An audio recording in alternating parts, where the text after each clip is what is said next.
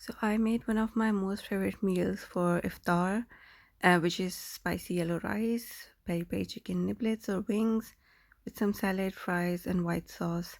This is literally the best meals that you can have at iftar time, so give it a try.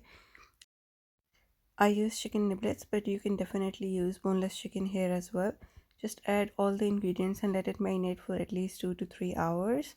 I air fried these. You can make them in the oven as well, and just make sure to flip them halfway through. Then I made the white sauce as well. Just mix all the ingredients that are listed on the screen. This might become your favorite sauce to go with anything. The spicy yellow rice that I make are exactly the same as you get with the Pepe's meals, even better I would say. And they're super easy to make. You just don't have to do anything literally. It's all the masalas and tomato paste.